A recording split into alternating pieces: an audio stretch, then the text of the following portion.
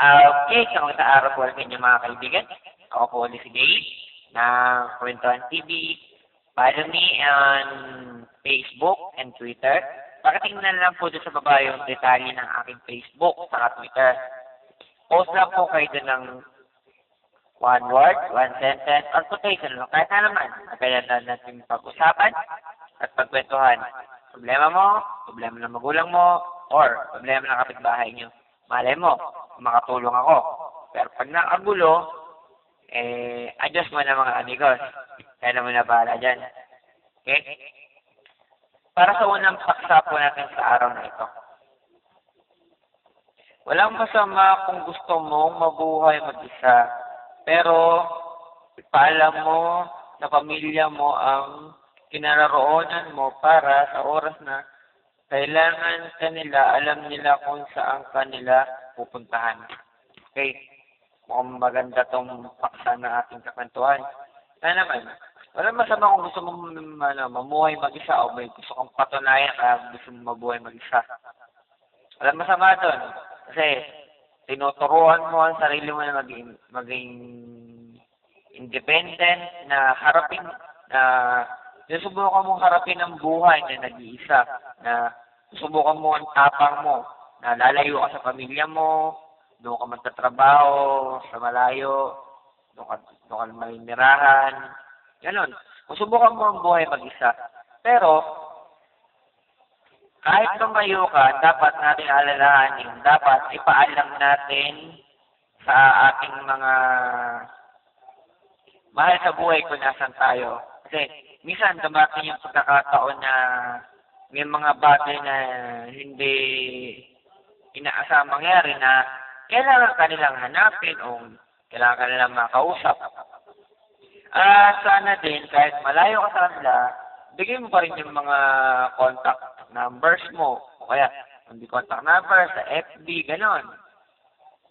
Para malaman nila kung saan nila pwedeng makontak if in case na kailangan kanila.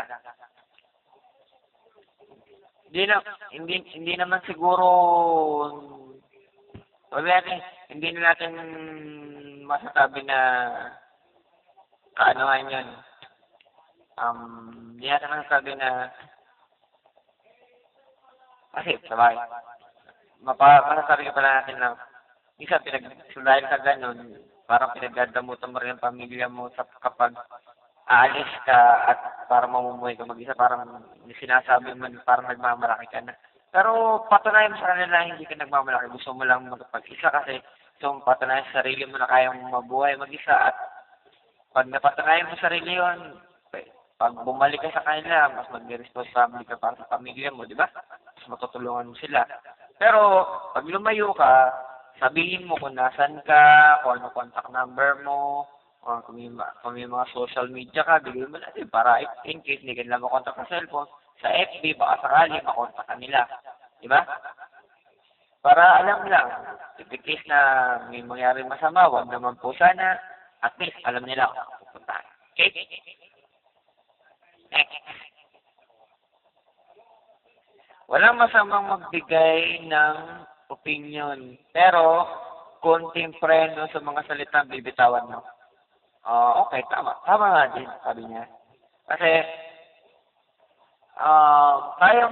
may mga tao talaga na mahilig ng opinion. Gaya ko, ito pong video ko na to, yung mga tanong ko nanggagaling po sa ating mga kakwentuhan, tapos yung mga sagot na binibigay ko ayon po sa aking sariling paniniwala at sarili kong komento o kuro-kuro. Pero minsan talaga nisip ko din na konting preno. Kaya mga kakwentuhan, walang masamang magbigay ng opinion mo pero naglagay ka ng boundaries para alam mo kung hanggang saan ka lang, hindi ka dapat lumagpas doon kasi baka makasakit ka na ibang tao. Kasi pag nakapagbitod na tayo ng salita, kahit gusto natin bawiin, mahirap bawiin. Kasi may mga salita na talagang napakasakit pakinggan. At hindi lang masakit pakinggan kapag makakasakit ka din ng damdamin ng kapwa mo. Kaya, konting pena o mga kwentuhan, wala masamang magbigay. Pero isipin niyo muna kung ano yung bibitawan niyo salita at sana yung bibitawan niyo salita ano, yung sapat lang sa pinag-uusapan o kaya sapat lang para sa humihingi ng opinion mo.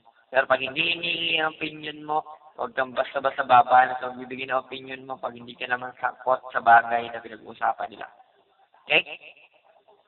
At yan po ang mga nagpakasap po natin sa araw na to. Ako po si Dave, Kakwentuhan TV. Follow mo yung Facebook and Twitter. Pakatingnan lang po sa baba yung detalye na aking Facebook at Twitter.